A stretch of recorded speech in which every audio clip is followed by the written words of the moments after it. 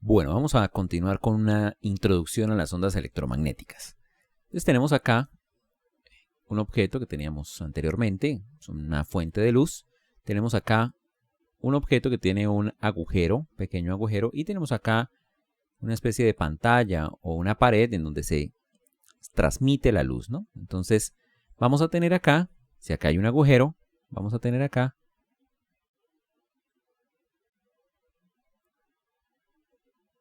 una sombra que se produce, ¿no? Aquí. Y lo que está en el centro de la sombra, que está iluminado, pues va a tener una forma circular, ¿no? Y este dibujo acá cumple con la ley de los rayos que veíamos anteriormente, ¿no?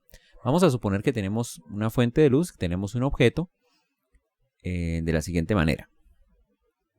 Entonces acá tenemos una fuente de luz, tenemos un objeto y lo que va a suceder acá es que se va a generar una sombra, ¿no? Entonces el objeto, esta va a ser la sombra del objeto y acá el resto, aquí en esta pantalla, va a estar iluminado. Bueno, la cuestión es que ocurre un fenómeno muy extraño cuando el objeto que uno pone es muy pequeño. Es decir, aquí en vez de poner una barra, como está acá, ponemos, por ejemplo, un hilo. Y eso es lo que vamos a ver en el experimento que les voy a presentar a continuación. Bueno, estamos aquí observando un láser, ¿no? Entonces este es el láser.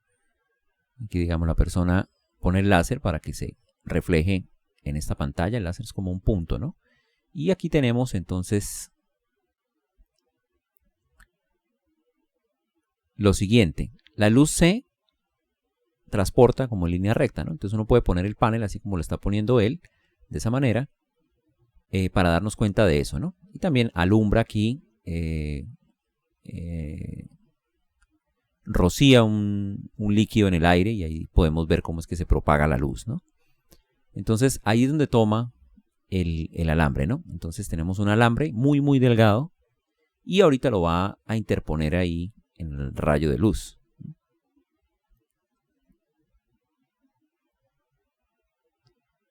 Entonces ahí lo mueve hasta que lo cuadra, ¿no? Entonces ahí el rayo de luz verde del láser, choca con el alambre. Y aquí es donde ocurre el fenómeno. Entonces no se observa una sombra, en vez de eso se observa un punto muy brillante en el centro y un patrón de esta manera, ¿no? Entonces tenemos en el centro, en vez de una sombra, en vez de ser un hilo que va en esta dirección, ¿cierto? La sombra de un hilo, y digamos que podría ser un anillo circular verde con un hilo en el centro, ¿no? Que sería la sombra. En vez de eso observamos un fenómeno completamente diferente. Un punto iluminando muy fuertemente el centro, donde debería pasar el alambre fino, y además de eso unas franjas, acá hay sí unas sombras, ¿no? Acá tenemos puntos claros y puntos oscuros, ¿no? Los puntos oscuros y puntos claros. Entonces ese es el fenómeno que se observa. Explicar ese fenómeno es complicado a la luz de la óptica geométrica, es decir, no lo podemos explicar porque si nos basamos en esa teoría de que uno interpone un objeto y se produce una sombra porque los rayos viajan en línea recta, resulta no prediciendo absolutamente nada en este caso, porque si hacemos el experimento se observa este fenómeno completamente extraño y diferente. Debido a eso, se tuvo que cambiar la forma en que se veía la luz. Entonces, cuando están involucrados objetos pequeños, aberturas pequeñas y cosas por el estilo, se presenta un fenómeno bien diferente. Este fenómeno se asemeja mucho a fenómenos observados en ondas, por ejemplo, en ondas en agua, por ejemplo, o en ondas de sonido, que son fenómenos como de interferencia, y en este caso específico es un fenómeno que se conoce como difracción. Vamos a observar otro fenómeno, un fenómeno que ocurre en el agua. Bueno, acá en pantalla observamos un generador de onda en agua. Esto es un estanque, está quieto aquí. Esto es un generador, esta cosa se mueve y genera ondas en el agua. Y las ondas se mueven, aquí se generan una especie de frentes de onda planos ¿sí? Unas ondas como planas acá, unas olas realmente, ¿no? Llegan y chocan acá y pasan a través de este hueco. Entonces esta es una barrera que tiene un agujero. Así de esta manera. Entonces se producen las ondas vienen por acá y pasan por el agujero. Y esto es lo que se observa. Entonces, viéndolo desde arriba, estas son los frentes de onda planos. Este es el agujero, ahí donde dice Narrow Single Slit. Y acá se observa un fenómeno también tal vez extraño. Es decir, en vez de pasar unas ondas planas acá, en este sentido, uno observa es que el frente de onda o lo que aparece ahí o la ola aparece circular. Ese es el fenómeno que se conoce como difracción. Y ese fenómeno se observó también con la luz. Entonces habían franjas claras y oscuras cuando uno tenía o cuando uno tiene objetos de dimensión pequeña o tiene agujeros. Entonces esta observación hizo que muchas personas se preguntaran cuál era la verdadera naturaleza de la luz. Y llegaron a la conclusión de que la luz, cuando las cosas eran pequeñas, cuando habían agujeros pequeños o objetos pequeños, tenía un comportamiento como de onda. En esa época no sabían bien qué tipo de onda era, pero después, muchos años después, se supo, cuando se conoció bastante sobre electricidad y magnetismo, sobre campo eléctrico y magnético, que realmente la luz era una onda y era una onda electromagnética. Está compuesta de campo eléctrico y campo magnético. Entonces, vamos a meternos ya de lleno en lo que son ondas electromagnéticas. Sin embargo, antes vamos a hacer una introducción matemática porque matemáticamente es un poco más complejo. Vamos a hacer una breve introducción al cálculo vectorial. Bueno, para empezar vamos a definir lo que se conoce como el operador nabla o operador gradiente. Y se simboliza de esta manera. Es un triangulito invertido y una flecha como de vector, ¿no? Y esto se define como la derivada parcial con respecto a x en dirección y más la derivada con respecto a y en dirección j más la derivada en z en dirección k. Esto es un operador, en sí mismo no significa mucho, no significa nada. Tiene que venir acompañado de unas funciones. Entonces, vamos a asumir que phi es una función que depende de x, y, z y para nosotros el tiempo. Esto es lo que se conoce como un campo escalar.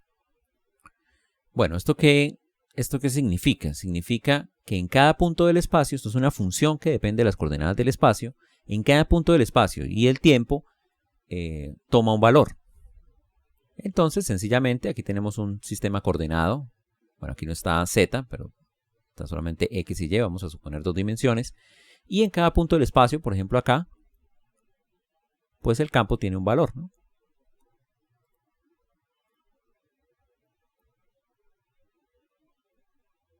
Vamos a ponerle t. Entonces aquí calculamos un valor, digamos que phi vale 5 aquí. Entonces depende de dónde uno se pare. Por aquí puede valer 10, ¿no? Aquí tenemos otro. Etcétera. Eso es lo que es un campo escalar. Ejemplos de campos escalares que ya hemos visto.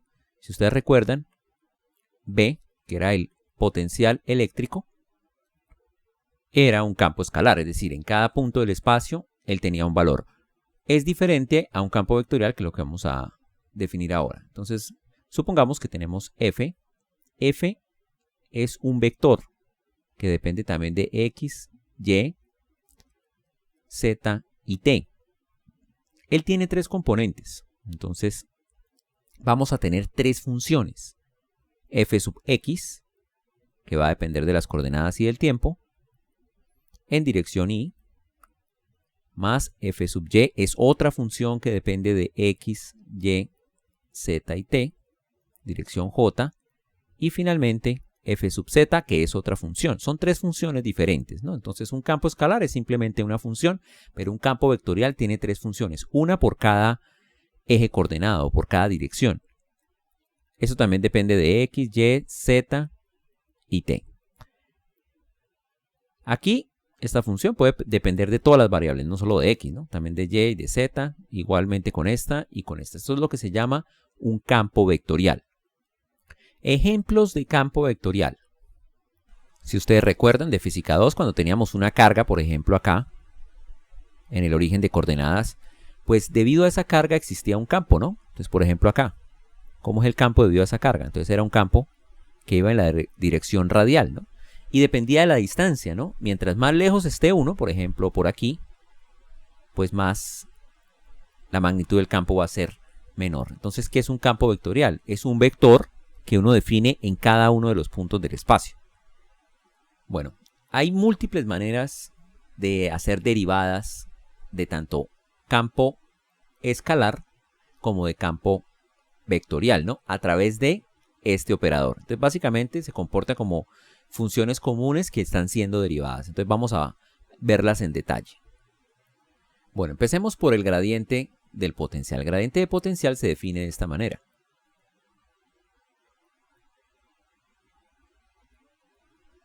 ¿Qué es esto? Es al lado del operador, de este operador, poner la función phi. ¿Y esto qué da? Entonces, aquí vamos a obrar muy intuitivamente, ¿no? Tratando de adivinar qué significa esto. Aquí, en este caso, es muy sencillo. Entonces, si uno tiene la derivada con respecto a x, recordemos que estas son derivadas parciales, ¿no? Esta letrica de acá significa derivada solo con respecto a x, asumiendo que las otras variables son constantes. Más esto de aquí, más esto de acá, ¿no? Y ponemos phi acá. Entonces aquí realizamos una distribución. Este con este, este con este y este con este. Pero no es una multiplicación. Lo que vamos a hacer es que esta cosa de aquí va a entrar a derivar el potencial. Entonces esto sería de phi de x en dirección y más de phi de y en dirección j más de phi de z en dirección k. Entonces el gradiente de un potencial es un vector. Bueno, aquí voy a utilizar indistintamente campo escalar de potencial. Entonces en física los campos escalares por lo general los llamamos también potenciales. Esto se debe a el potencial eléctrico. Bueno, vamos a hablar ahora de divergencia.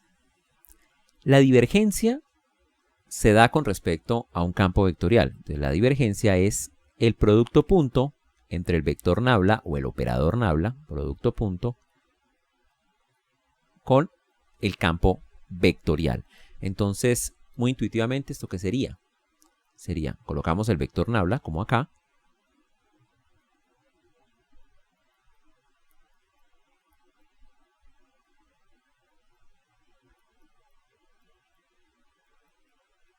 Y le hacemos el producto punto con f.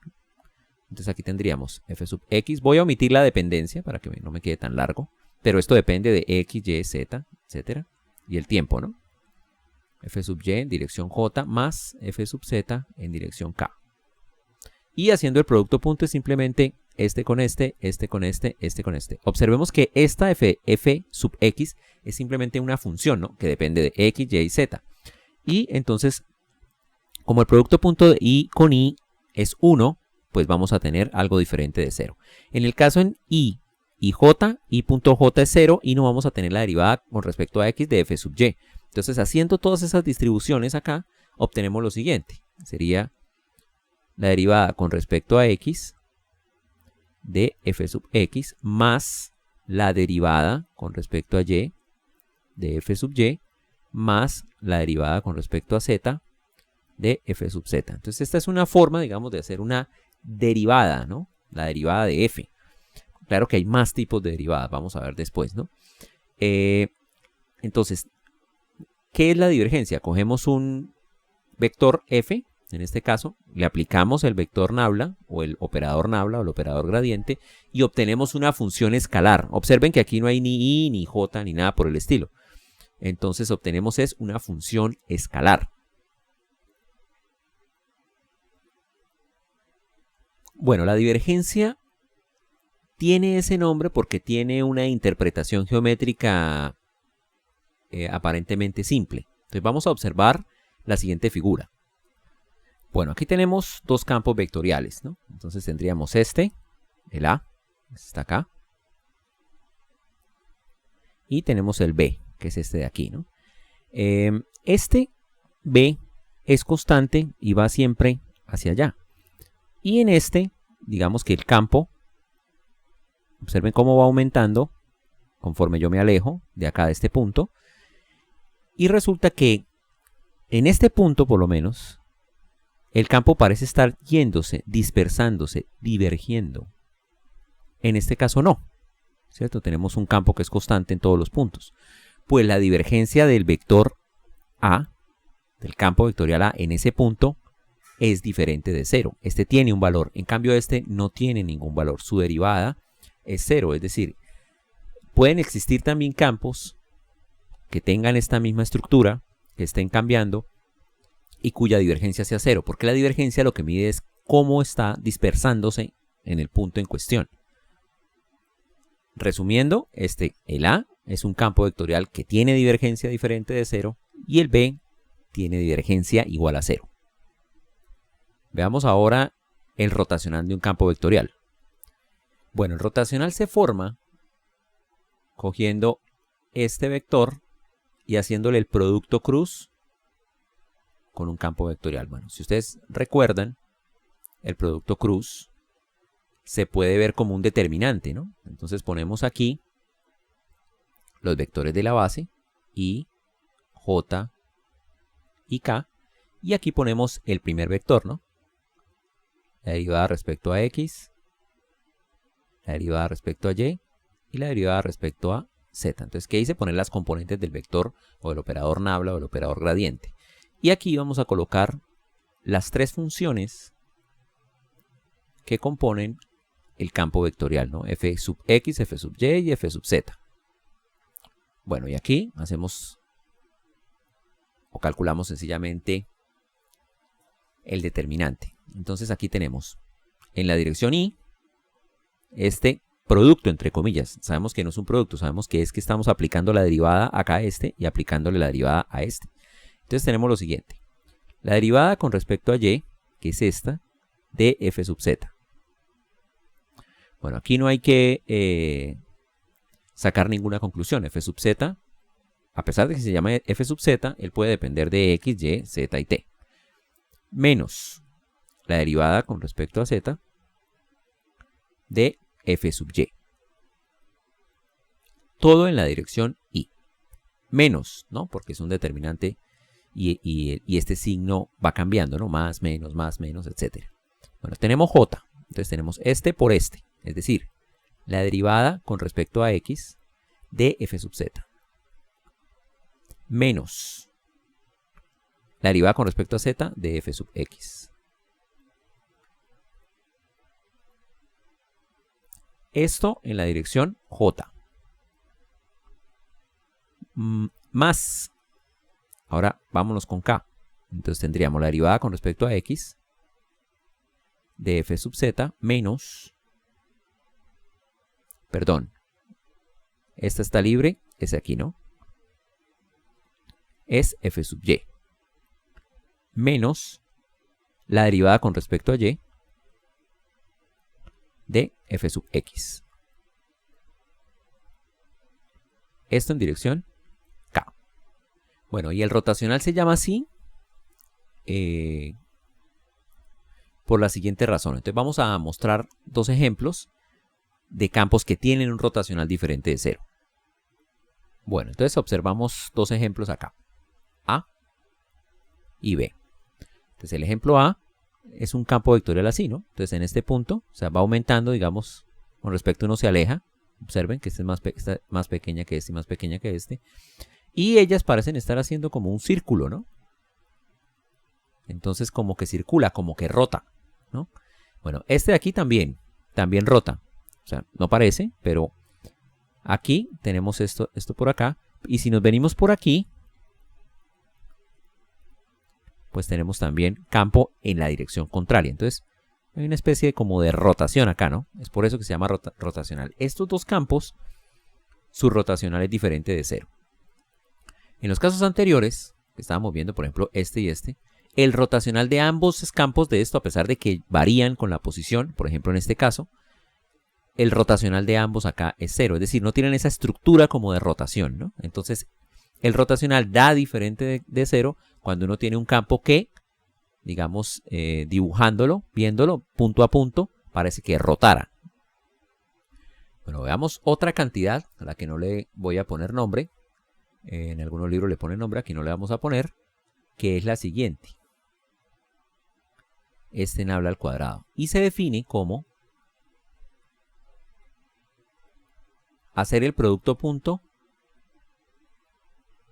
entre dos operadores gradiente. Entonces, bueno, aquí intuitivamente vamos a hacer este producto punto. Entonces tenemos nuestro vector gradiente aquí.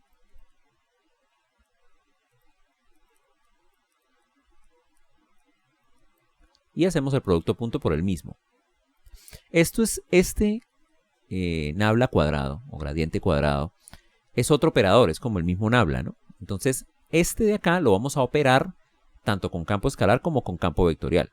Entonces, aquí continuando tenemos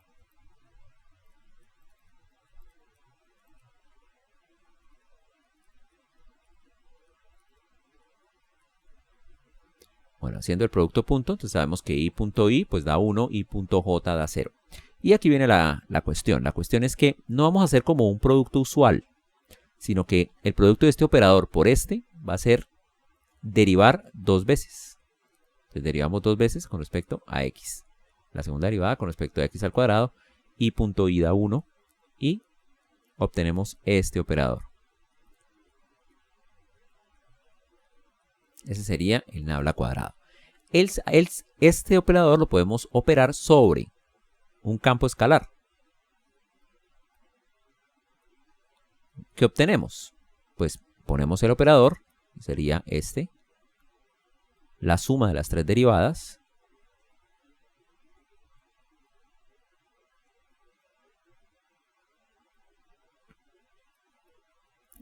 hacemos distributiva y sencillamente nos queda esto, ¿no?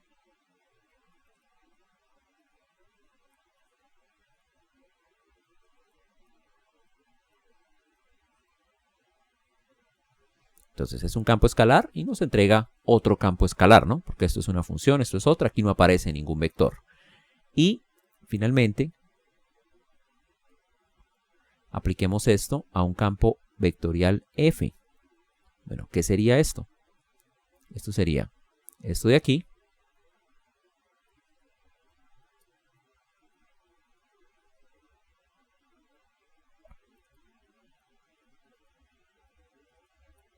Aplicado a f, vamos a poner f explícitamente. Entonces sería f sub x en dirección y más f sub y dirección j más f sub z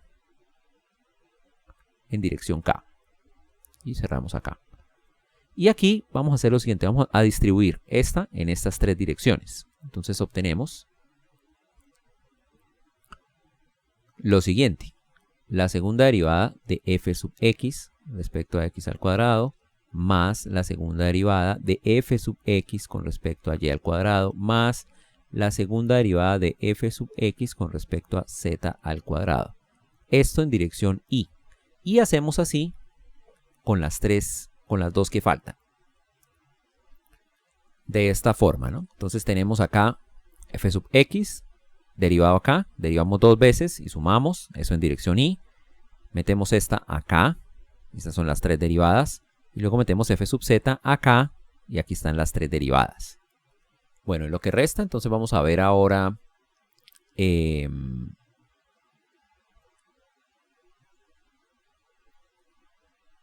dos teoremas, que son el teorema de la divergencia y el teorema de Stokes, que involucra rotacional.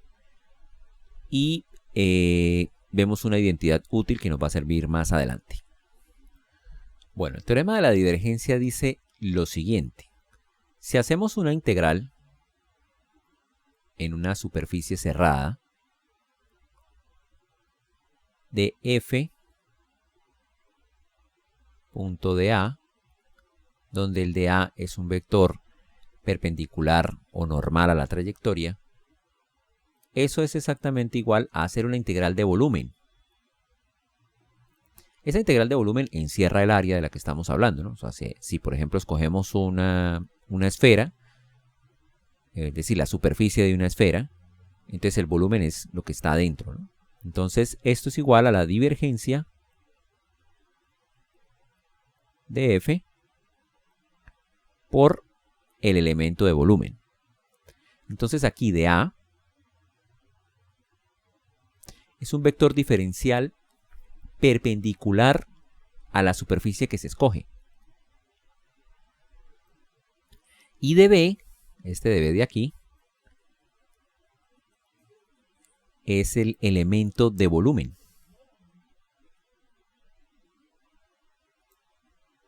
Bueno, tratemos de dar una explicación de lo que significa esta formulita de aquí. Entonces lo siguiente. Vamos a suponer que tenemos un campo F, ¿no? Tenemos un campo F y en cada punto del espacio nosotros podemos definir cuánto vale ese campo, ¿no? Entonces F depende de X, Y, Z y T. Bueno, aquí he pintado la misma gráfica. ¿Esta gráfica qué significa? Esta es una superficie. Entonces, ¿qué quiero hacer yo primero? Hacer una integral de superficie. Entonces, ¿de qué manera? Entonces, el vector de A es un vector diferencial cuya magnitud es el área de este cuadrito que estoy pintando acá. En ese punto, el vector A es un vector perpendicular a la superficie, ¿no? Esto es una superficie que encierra un volumen. El campo F, ahí digamos toma cierto valor, por acá. Este sería F. Y la flecha blanca sería el vector de A. Entonces, ¿qué hago yo? Hago el producto punto entre F y de A y lo pongo acá. Y así hago en varios puntos, digamos por ejemplo por aquí. Supongamos que en este punto de acá pues tenemos el vector de A que es perpendicular a la superficie que escogí y cuya magnitud sería el área de este cuadradito de acá y que acá el campo va en esta dirección, no, diferente acá. Entonces, ¿qué hacemos? Volvemos a hacer el producto F punto de A y lo sumamos con este y así sucesivamente. Recordemos que aquí F punto de A es un escalar, ¿no? Es un número. Entonces aquí sumamos este porque la integral es una suma y lo sumamos en toda la superficie. Ahora, tenemos la misma superficie, ella encierra un volumen. Entonces, ¿qué es lo que nos está diciendo esta fórmula? Nos está diciendo que hacer esta integral es exactamente igual a sacarle la divergencia a F. Eso me da, digamos que un campo escalar. Entonces, eso me da en cada punto, ¿no? En cada punto yo puedo calcular eso. Entonces, en cada punto tomamos un elemento de volumen, ¿sí? Un dB. Eso sería un dB. Y ahí calculamos la divergencia de F, en ese caso vamos a llamarla phi, ¿sí? Y multiplicamos esas dos cosas, y así para los diferentes puntos. Entonces por acá en otro punto, la misma cosa. Entonces tenemos acá otro elemento de volumen y tenemos aquí cuánto vale phi. Phi vale diferente en cada uno de los puntos, ¿no? Entonces, ¿qué hacemos? Multiplicamos por el dB y luego sumamos. Entonces hacer una integral de superficie es equivalente a hacer la integral. Por ejemplo, si esta integral nos dio 10.5, hacer esta integral, que es muy diferente el proceso, porque tenemos primero que sacar la divergencia de F y luego hacer una integral más bien de volumen, entonces nos da exactamente lo mismo. O sea, aquí nos dio 10.5, acá nos va a dar 10.5. Eso es lo que quiere decir ese teorema. Entonces ahora vamos a ver el teorema de Stokes. El teorema de Stokes entonces dice que la integral, dado un campo vectorial F, ¿no?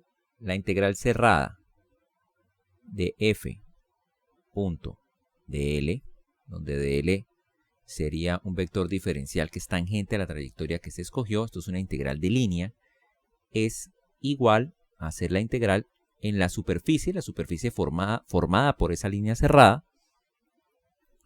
de el rotacional de F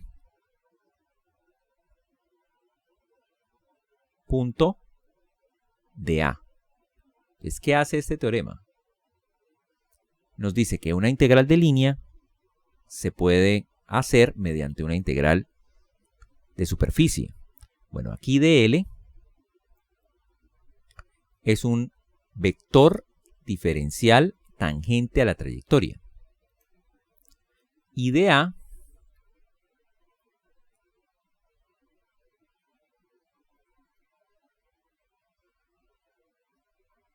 es un vector diferencial que es normal o perpendicular a la superficie.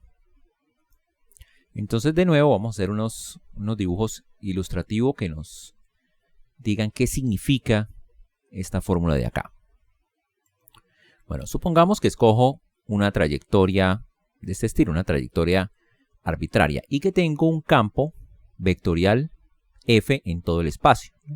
Depende de x, y, z y t. En todo el espacio, pues tengo ese campo vectorial. Entonces aquí vamos a hacer una integral de línea.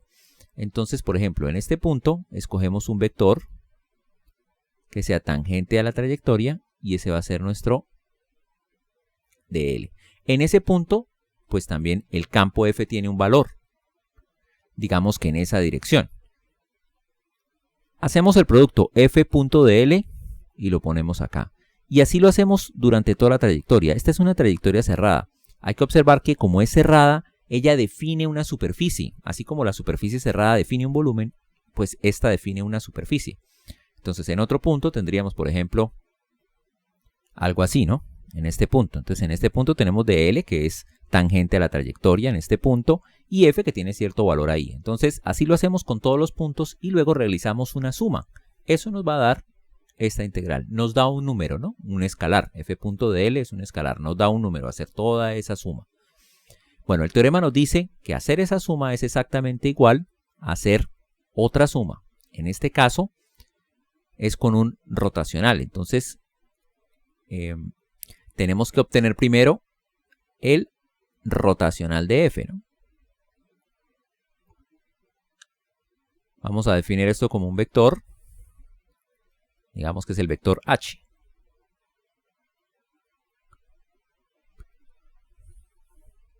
Entonces, en todos los puntos, aquí h va a ser un nuevo campo vectorial, que va a ser el rotacional de f. En todos los puntos dentro de la superficie que se forma por esta línea. Entonces, por ejemplo, en este punto, podríamos tener un campo h.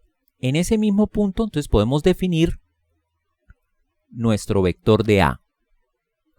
Tenemos aquí un pequeño elemento de área y el vector de A es un vector que es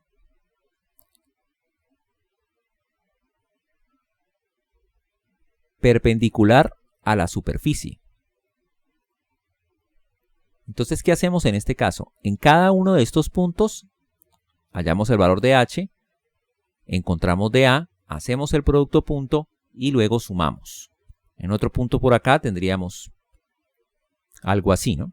Entonces tenemos aquí también h, tenemos un pequeño elemento de superficie y tenemos nuestro vector de A que es perpendicular a la superficie.